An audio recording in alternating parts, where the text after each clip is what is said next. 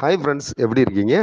இந்த வீடியோ மூலமா மறுபடியும் உங்களை சந்திக்கிறதுல ரொம்ப ரொம்ப ரொம்ப மகிழ்ச்சி. இந்த வீடியோவில் நம்ம எதை பற்றி பார்க்க போகிறோம்னா, ஆல்ரெடி நம்ம பார்த்துட்டு இருக்க டிஎன்பிசி எக்ஸாமுக்குரிய கொஸ்டின் ஆன்சர் தான் இந்த வீடியோவில் நம்ம பார்த்துட்டு இருக்கோம். எல்லா எக்ஸாமுக்கும் உங்களுக்கு சப்போர்ட் பண்ணணும். குரூப் 4, குரூப் 2 ஏன்னு எல்லா எக்ஸாமுக்கும் உங்களுக்கு சப்போர்ட் பண்ணணும். ஸோ இந்த வீடியோ நீங்கள் மறக்காமல் பாருங்கள். அடுத்தடுத்து நம்ம சேனலில் வர்ற வீடியோவும் பாருங்கள். ஆல்ரெடி நம்ம சேனலில் நிறைய வீடியோ போட்டிருக்கோம், பிளேலிஸ்ட்டில் இருக்குது. அதையுமே எடுத்து பாருங்கள் ஃப்ரெண்ட்ஸ். உங்களுக்கு எக்ஸாமுக்கு ரொம்ப ரொம்ப ரொம்ப சப்போர்ட்டாக இருக்கும். நம்ம சேனலை சப்ஸ்கிரைப் பண்ணாதவங்க சப்ஸ்கிரைப் பண்ணி வச்சுக்கோங்க ஃப்ரெண்ட்ஸ். வாங்க ஃப்ரெண்ட்ஸ், இப்போ நாம வீடியோக்குள்ள போலாம்.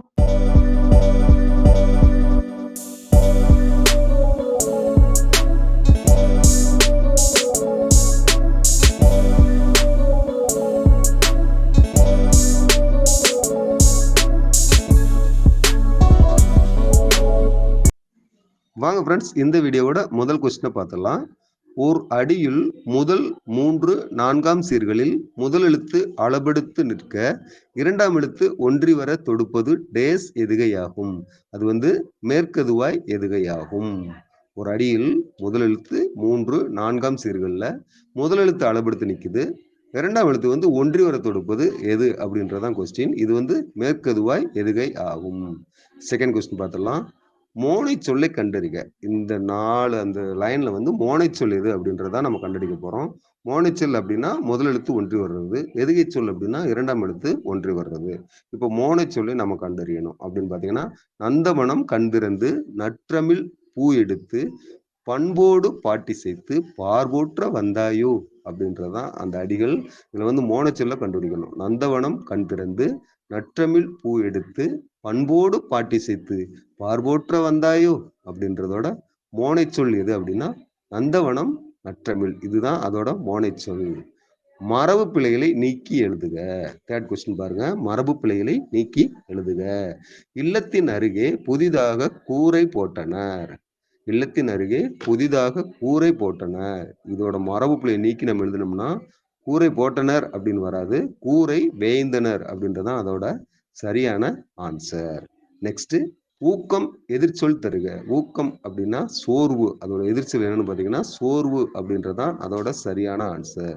கொஸ்டின் நம்பர் 5 பாருங்க. நீள் உழைப்பு என்பதை பிரித்து எழுதுக. நீள் உழைப்பு அப்படின்றத நம்ம பிரித்து எழுதணும்னா எப்படி கிடைக்கும் அப்படின்னா நீள் கூட்டல் உழைப்பு, நீள் பிளஸ் உழைப்பு, நீள் உழைப்பு. கொஸ்டின் நம்பர் 6 பாருங்க. படமாட கோயில் பகவதற்கு ஒன்று ஏயில் நடமாட கோயில் நண்பருக்கு அங்கு ஆகா. நடமாட கோயில் நண்பருக்கு ஒன்று ஈயில் படமாட கோயில் பகவதற்கு அது ஆமே. இப்பாடலில் பயின்று வந்துள்ள மோனை சொல் எது அப்படின்றதான் இதோட கொஸ்டின். பாடலில் அமைந்துள்ள மோனை சொல் எது அப்படின்றதான் இதோட கொஸ்டின். படமாட கோயில் பகவதற்கு ஒன்றியில் நடமாட கோயில் நண்பருக்கு அங்கு ஆகா. நடமாட கோயில் நண்பருக்கு ஒன்றியில் படமாட கோயில் பகவதற்கு அது ஆமே. இப்பாடலில் அமைந்துள்ள மோனை சொல் எது அப்படின்னு பார்த்தோம் அப்படின்னோம்னா இது ஒரு பொழிப்பு மோனை. இணைமோனை, பொழிப்பு மோனை, ஒருவு மோனை, கூல மோனை அப்படி அந்த லிஸ்ட் வரும் பாத்தீங்களா, அதுல இது பொழிப்பு மோனை வகையை சேர்ந்தது. நெக்ஸ்ட், மல்லிகை பூ சூடினாள் இது எவ்வகை பெயர். மல்லிகை பூ சூடினாள் அப்படின்றது இது எவ்வகை பெயர் அப்படின்றதான் கொஸ்டின். மல்லிகை பூ சூடினாள் அப்படின்றது இது ஒரு பொருளாகு பெயர், பொருளாகு பெயர். நெக்ஸ்ட், திருக்குறளின் வழியில் துன்பப்படுபவர் யார். திருக்குறள் வழியில திருவள்ளுவர் துன்பப்படுவவங்க யார் அப்படின்னு சொல்றாங்க அப்படின்னா யார சொல்றாங்கன்னா நாவை காக்காதவரை தான் திருக்குறளோட அந்த லைனாப்ல பார்த்தோம்னா துன்பப்படுவர் யாருன்னா நாவை காக்காதவன் யாகாவராயினும் நாகாக்க அப்படின்றது தான். நெக்ஸ்ட், ஞானக்குறள் என்ற நூலின் ஆசிரியர் யார். ஞானக்குறள் அப்படின்ற நூலோட ஆசிரியர் யாருன்னா நம்ம ஔவையார் அவங்க தான். ஞானக்குறள் நூலின் ஆசிரியர் நம்ம ஔவையார் அவங்க தான். நெக்ஸ்ட், வளவன் ஏவா வானூர்தி என்ற பாடல் வரிகள் இடம்பெற்றுள்ள நூல் எது. வளவன் ஏவா வானூர்தி என்ற பாடல் வரிகள் இடம்பெற்றுள்ள நூல் எது அப்படின்னா எது புறநானூறு. புறநானூறு தான் இதோட சரியான ஆன்சர். நெக்ஸ்ட், கிறிஸ்துவின் வருகையை அறிவித்த முன்னோடி யார். கிறிஸ்துவோட வருகையை அறிவித்த முன்னோடி யார் அப்படின்னா அருளப்பன் அப்படின்றதான் சரியான ஆன்சர். கிறிஸ்துவின் வருகையை அறிவித்த முன்னோடி யார் அப்படின்னா அருளப்பன் அப்படின்றதான் சரியான ஆன்சர்.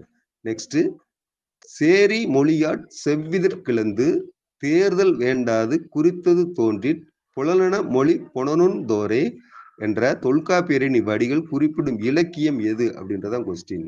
சேரின் மொழியாட் செவ்விதற் கிளந்து தேர்தல் வேண்டாது குறித்தது தோல் நின்றி புலனெனப் மொழி புலர்ந்துணர் தோரே அப்படின்ற தொல்காப்பியரின் இந்த வரிகள் இடம்பெற்றுள்ள இலக்கியம் எது அப்படின்றதான் இந்த question.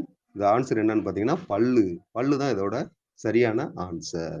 Next win plus win அகாடமியின் டிஎன்பிசி கொஸ்டின் தான் பார்த்துட்டு இருக்கோம். கொஸ்டின் ஆன்சரா பார்த்துட்டு இருக்கோம். நெக்ஸ்ட் கொஸ்டின் போயிடலாம். சந்து இலக்கியம் அல்லது வாயில் இலக்கியம் என்று அழைக்கப்படுவது எது? சந்து இலக்கியம் அல்லது வாயில் இலக்கியம் என்று அழைக்கப்படுவது எது அப்படின்னா தூது தான் அவ்வாறு அழைக்கிறோம். சந்து இலக்கியம் அல்லது வாயில் இலக்கியம் என்று அழைக்கப்படுவது தூது. நெக்ஸ்ட் கொஸ்டின் நம்பர் 14 பாருங்க. சங்க இலக்கியங்களில் குடக்கூத்து எவ்வாறு அழைக்கப்படுகிறது? சங்க இலக்கியங்கள் வந்து குடக்கூத்து அப்படின்றது எவ்வாறு அழைக்கப்படுது அப்படின்னா கரகாட்டம். கரகாட்டம் அப்படின்றது தான் குடக்கூத்து. சங்க இலக்கியங்கள்ல கரகாட்டம் அப்படின்றது தான் குடக்கூத்து. கொஸ்டின் நம்பர் 15 பாருங்க. வெட்ட வெளியை கடவுளாக வழிபடுபவர் யார்? வெட்ட வெளியே கடவுளா வழிபடுறவங்க யார் அப்படின்னா கடுவெளி சித்தர். கடுவெளி சித்தர் இவங்க தான் வந்துட்டு வெட்ட வெளியே என்ன பண்றாங்க? கடவுளாக வழிபடுறாங்க. கொஸ்டின் நம்பர் 16 பாருங்க.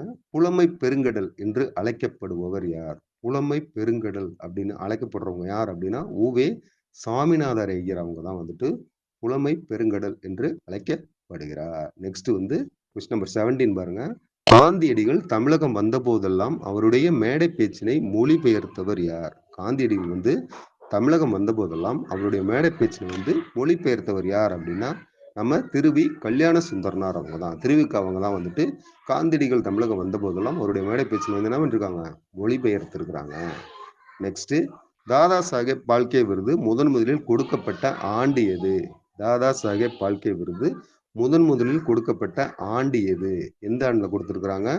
1969ல தான் கொடுத்திருக்காங்க. தாதா சாஹேப் பால்கே விருது ஃபர்ஸ்ட் எப்போ கொடுத்திருக்காங்க? 1969ல தான் கொடுத்திருக்காங்க. கொஸ்டின் நம்பர் 19 பாருங்க. நாடக கலையை மீட்டெடுப்பதே தமது குறிக்கோள் என்றவர் யார்? நாடக கலையை மீட்டெடுப்பதே தமது குறிக்கோள் அப்படின்னு சொன்னவங்க யார் அப்படின்னா முத்துசாமி. அவங்க தான் அவ்வாறு சொல்லியிருக்காங்க. நாடக கலையை மீட்டெடுப்பதே தமது குறிக்கோள் என்று கூறியவர் முத்துசாமி. கொஸ்டின் நம்பர் 20 பாருங்க. ஆசியாவிலேயே மிக பழமையான நூலகம் என்று அழைக்கப்படுவது எது? ஆசியாவிலேயே மிக பழமையான நூலகம் என்று அழைக்கப்படுவது நம்ம தஞ்சை சரஸ்வதி மகால் தான் அவ்வாறு அழைக்கப்படுகிறது. ஆசியாவிலேயே மிக பழமையான நூலகம் என்று அழைக்கப்படுவது Thanjai Saraswathi Mahal. Okay friends, question எல்லாமே பாருங்க. இந்த கொஸ்டின் எல்லாமே உங்களுக்கு பிடிச்சிருக்கும். நம்ம சேனலை சப்ஸ்கிரைப் பண்ணி வச்சுக்கோங்க. நம்ம சேனலில் போடுற வீடியோ எல்லாமே உங்களுக்கு கண்டிப்பாக யூஸ் ஆகும். எக்ஸாமுக்கு ரொம்ப சப்போர்ட் பண்ணும். ஸோ மீண்டும் ஒரு மிகச்சிறந்த வீடியோவில் உங்களை சந்திப்போம். அதுவரை நல்லதே நினைப்போம், நல்லதே நடக்கும். Thank you so much.